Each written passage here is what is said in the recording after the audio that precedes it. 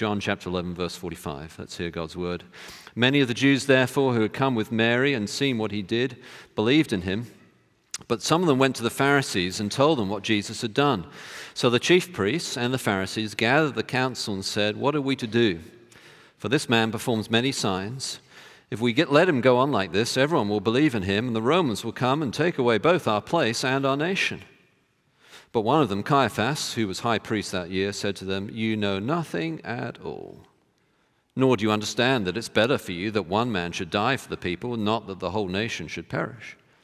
He did not say this of his own accord, but being high priest that year, he prophesied that Jesus would die for the nation. And not for the nation only, but also to gather into one the children of God who are scattered abroad. So from that day on, they made plans to put him to death. Jesus therefore no longer walked openly among the Jews, but went from there to the region near the wilderness, to a town called Ephraim, and there he stayed with the disciples. Now the Passover of the Jews was at hand, and many went up from the country to Jerusalem before the Passover to purify themselves. They were looking for Jesus, and saying to one another as they stood in the temple, "What do you think, that he will not come to the feast at all?" Now the chief priests and the Pharisees had given orders that if anyone knew where he was, he should let them know so that they might arrest him. I think it was G.K. Chesterton who said that the reason why angels can fly is because they take themselves lightly. Ever a funny man, G.K. Chesterton, with a lot of insight. Sometimes the most important, the most profound things need to be taken, if not lightly, at least with a touch of irony. Irony, of course, is the verbal way of expressing yourself that gives a surprise at the end. One example of irony is of two rugby players who went to an all-you-can-eat restaurant only to find that they were banned from coming back for eating too much. This is irony. But irony can be meaningful as well as verbal or situational, as well as funny. It can be deeply profound. And John's gospel loves to use irony. And there is no greater example in the whole of John's gospel than the use of irony than in this passage we're looking at this morning. In many ways, the cross itself is a statement of huge irony. And this situation that we're looking at this morning opens up one of the most difficult questions I think we all face, namely the question of suffering, and more specifically the question of suffering when we're faced with being someone who follows Jesus and yet also suffers, or being someone who considers themselves at least a good person, quote unquote, a nice person, someone who's suffering beyond their deserts, beyond what they deserve. And where is God when that kind of thing happens?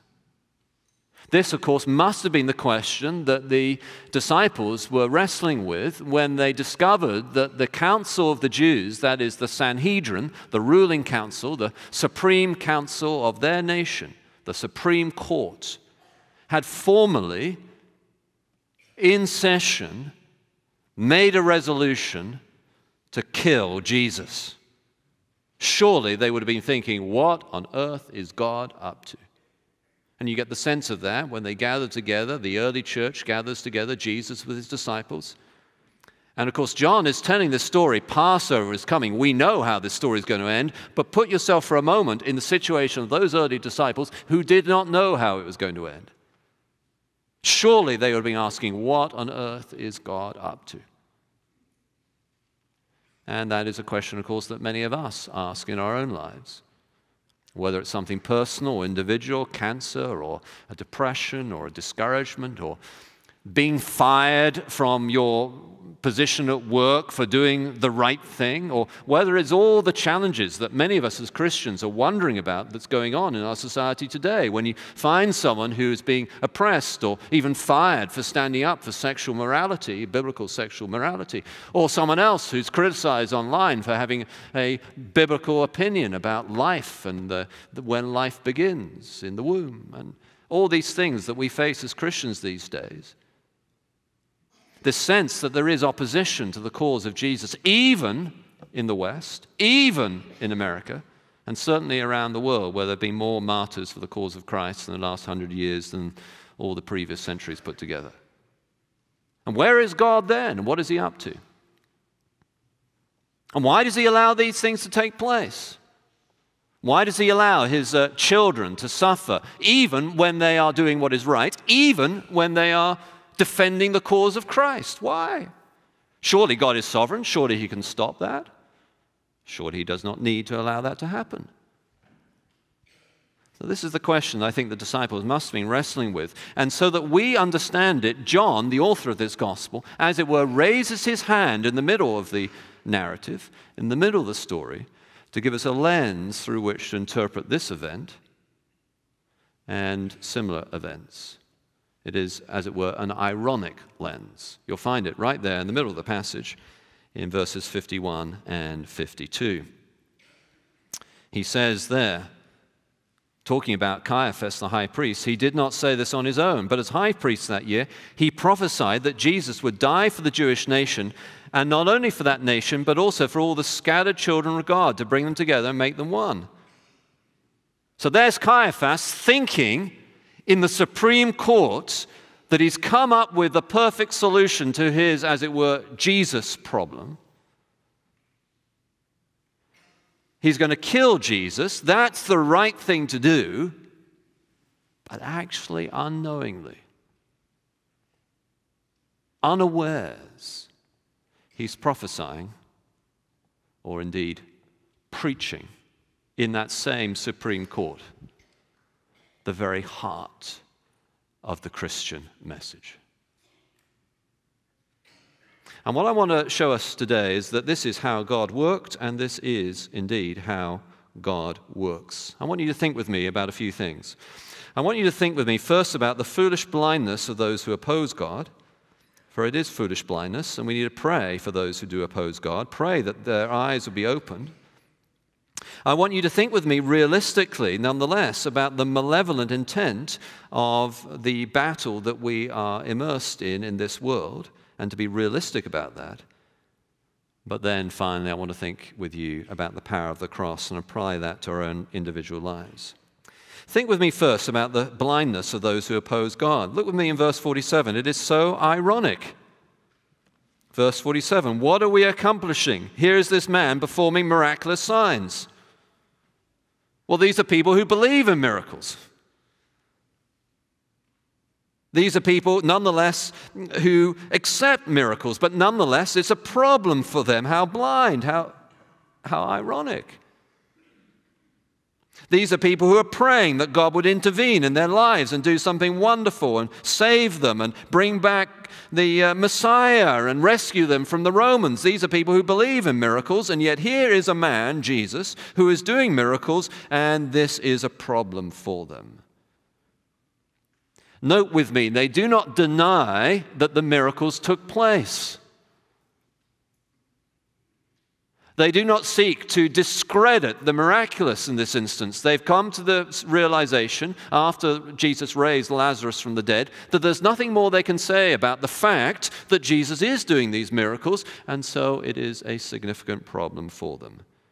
How foolish, how blind. Have you ever, in your conversations with a non-Christian, had someone say to you that they would believe if only God would give them a sign? Well, don't be fooled.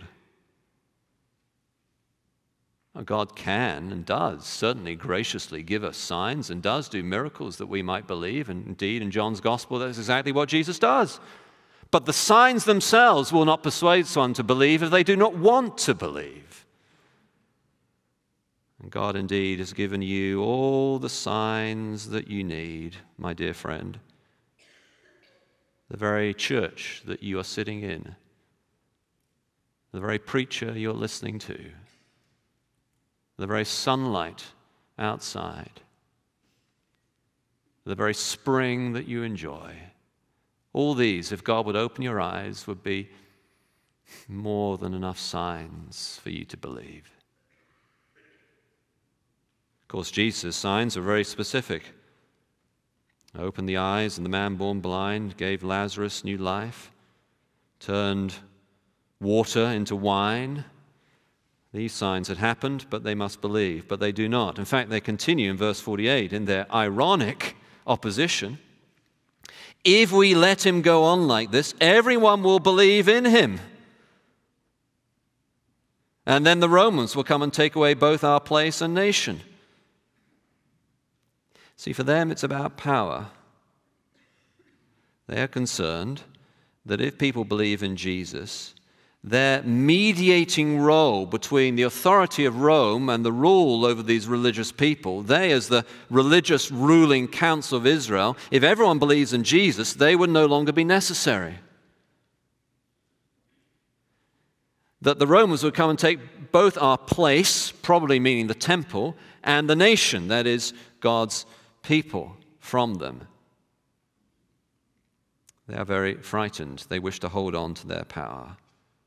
Jesus is a threat, but Jesus is not a threat in that regard. He did not come to rule as a king like Caesar with political power. His kingdom was not of this world. But they cannot see it. It is so ironic. Perhaps you've come across that kind of irony in your own life. Someone who takes the very loving thing that you do, the very merciful thing that you do, and sees it as a problem, a danger. So often this is the case. I love the story, you're probably familiar with it, when Queen Mary, Queen of Scotland, was so frightened of the work of the gospel of the Christian leader John Knox that she said she feared his prayers more than all the armies of Europe. She feared his prayers. His prayers. A man on his knees. The opposition is so ironic. But though it is so ironic, and as we'll see in a moment, God overcomes it and wins even his enemies to the cause of Christ through the cross of Christ, even though there is this glorious victory for all who will believe, including for you this morning, my dear friend, even though that is the case, we must be realistic about the malevolent intent here. I mean, the title I gave this sermon is one of the most dramatic titles I've given for a long time. Killing Jesus. Perhaps only to be beaten by the title I gave when I preached through the book of Ruth here, Girl Power. Killing Jesus. But that, of course, is exactly what Caiaphas is trying to do. And if truth be told, if people today could do that, there are some who would. There are people who hate God. Caiaphas here is trying to kill God. If to kill a king is regicide, to kill a brother is fratricide, he wants deicide. But when I say there are some who want to kill God, let us be honest, is that not us all? Don't we actually wish sometimes that God would just leave us alone? And isn't this the heart of the rebellion, of the very nature of sin that goes right back to the Garden of Eden? We don't want God. If we could kill him, we would. God be praised. While there have been more martyrs in the last 100 years than any other time in church history, there are many people who are peaceable towards Christian things. And also, of course, we, though we are aware there will be opposition for the cause of Christ, should not go out seeking opposition. Be wise, gracious, prudent, careful, as innocent as doves, as canny as snakes, as Jesus said. Avoid conflict when you can. As far as it is in your power, live at peace with all people. If you're being a pain in the neck and you get persecuted, you're not being persecuted for being a Christian, you're being persecuted for being a pain in the neck. But again, we need to be realistic about the forces of evil in this world. We are in a fight. The fight of the faith. It's a spiritual warfare. but a fight it still is. The famous Puritan William Gurnall wrote a huge volume on spiritual warfare called The Christian in Complete Armor. If you're someone who likes to publish books and you want to summarize one and find a way to summarize that down to 50 pages, it's about 400 pages in its original, but if it could be summarized in a more accessible form today, it is a great and important read. At one point he said this: Christians should sleep in their spiritual armor. There is a constant battle. Christian, put on the armor of God each day, helmet of salvation, shield of faith, breastplate of righteousness. Sometimes when I'm going to an important meeting or I'm about to pray, I will consciously, as it were, pray on the armor of God. It's true, the belt of truth. I need to be ready to share the gospel, the feet shod with the readiness that comes from the gospel of peace. I need to be able to use the Bible, the sword of the Spirit, which is the word of God, and pray in the Spirit on all occasions, to consciously put on the armor of God, for there is a real spiritual battle. Let us not be lulled into a false sense of security, Wheaton, because you live in such a nice place, you feel like you're already in heaven.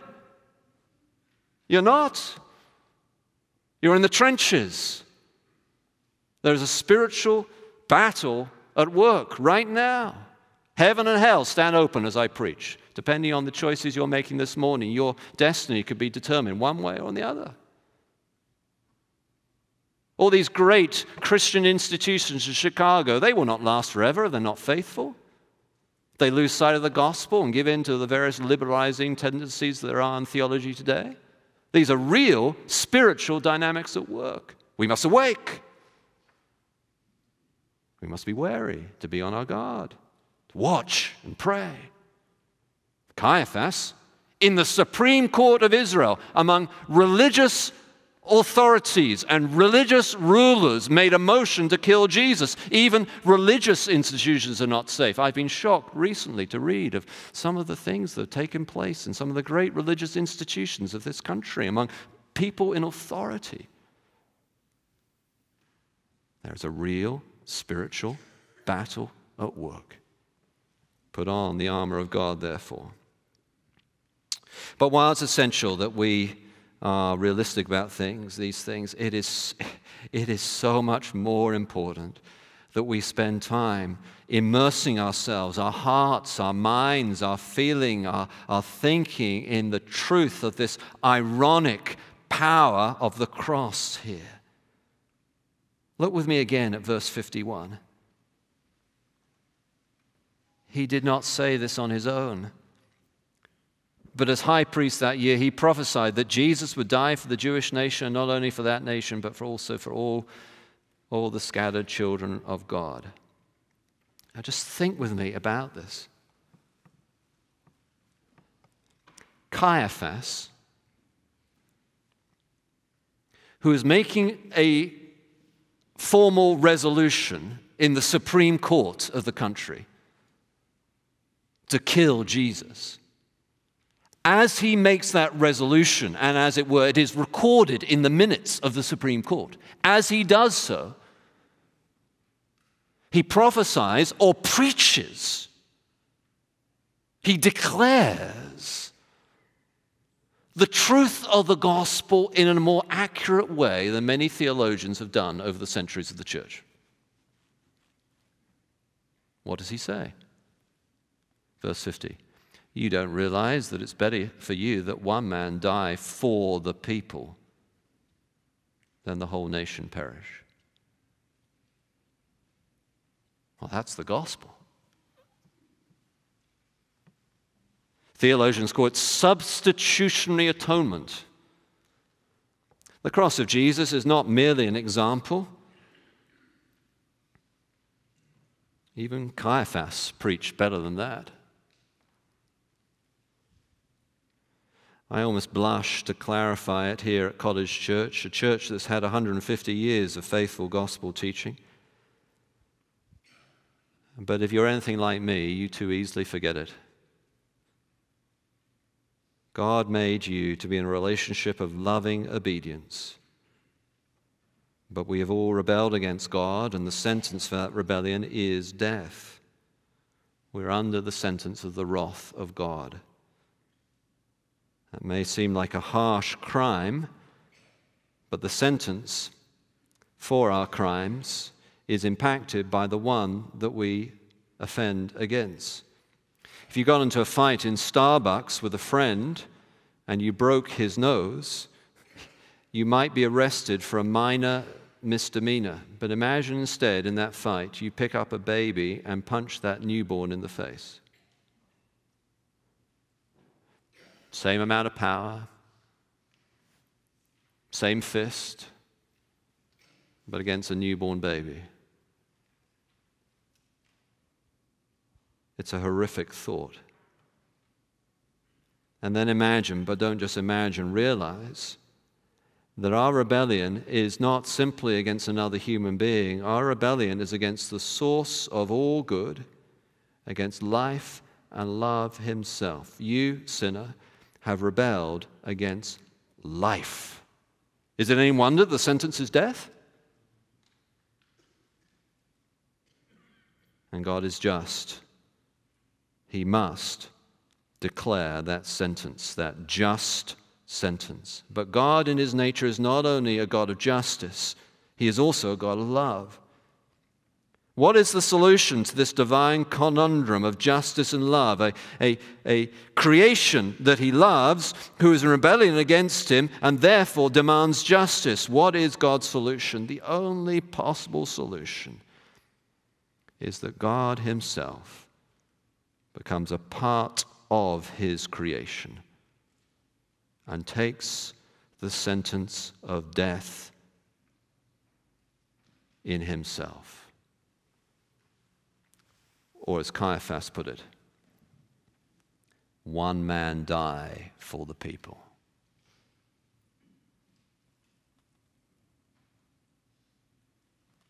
How ironic. He got it right.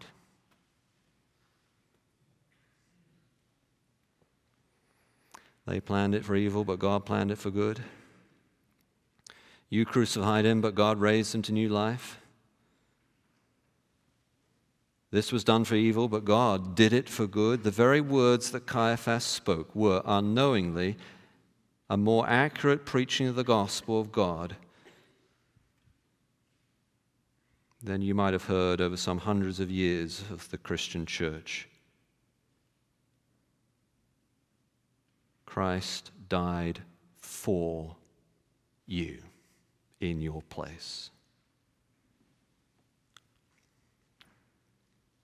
Divine irony. Sweet gospel irony. Look at it with me like this. The very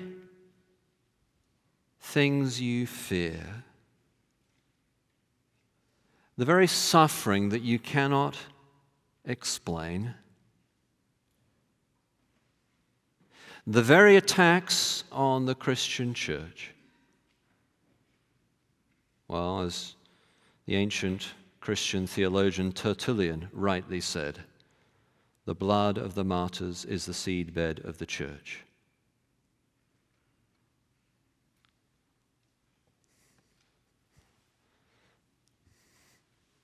How can you defeat God? He's sovereign, of course not. How can you put to death the man who has just recently raised Lazarus from the dead? Think of the irony.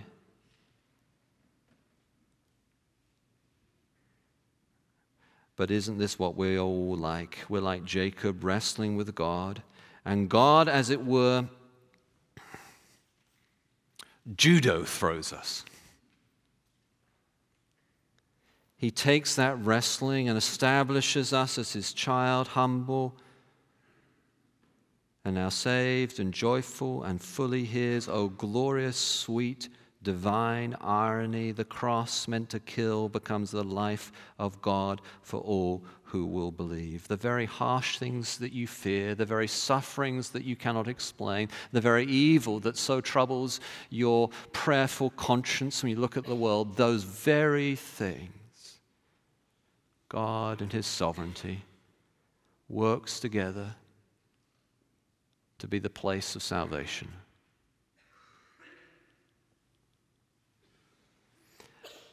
I've seen it in my own life. I was asked at a conference recently when I was speaking there about expository preaching, which is what we do here at College Church, and why I thought it was important and all the rest. And I told this story. I remember some years ago, not here, in another church, someone found one of those, the church directory things, and went to the huge effort of copying down every single name and address in the church directory and mailed to everyone in the church directory a letter accusing the leadership of all sorts of things that were completely untrue, trying to undermine the work of the gospel. Of course, this was a big deal. Of course, the intent was to scare people away, shut down the work of the gospel. Do you know what happened that Sunday? We had not had so many people in church that Sunday the rest of the year.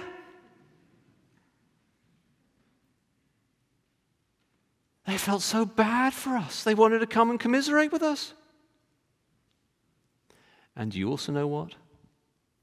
The text that I had already announced for that Sunday, I don't remember precisely which passage in the Bible it was, but the essence of that text that I already announced that Sunday was a call for us to love our enemies. This is the way God so often works. Think in church history, the great Church of England martyrs, Latimer and Ridley, about to be burned at the stake. Play the man, Master Ridley, we this day shall light such a candle as I pray by God's grace will never be put out. And so it has been true to this day. The ones that they tried to kill became the source of gospel fire throughout the country. You don't need to fear opposition. You don't need to fear suffering. You, if you are opposing God, need to fear. For He is sovereign. And not only is He sovereign, He takes the very evil that you intend, the very sins that you wish you did not commit. He takes those things and He turns them to a great salvation. You planned it for evil. God planned it for good. The saving of many lives. Let's pray together.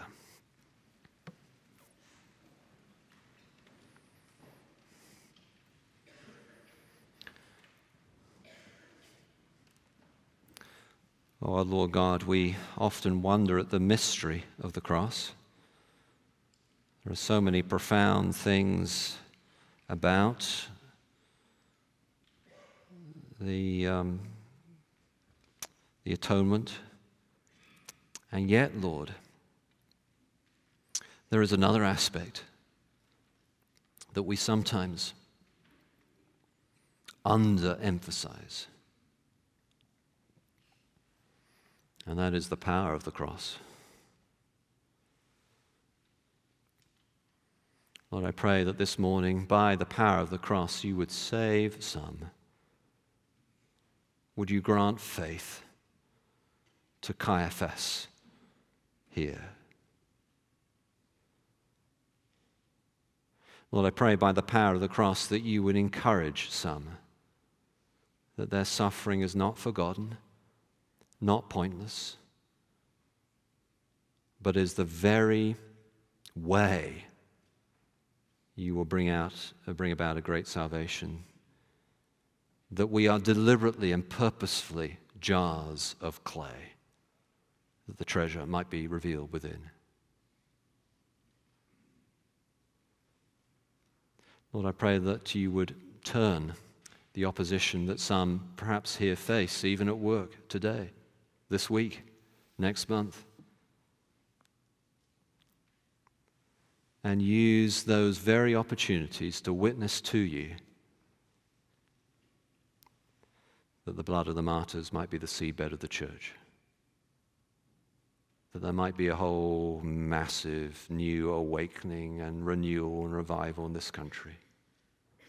Grant us faithfulness, grant us eyes to see, and would you, Lord Jesus, by the power of the cross, do just this? For we ask it for Jesus' glory. Amen.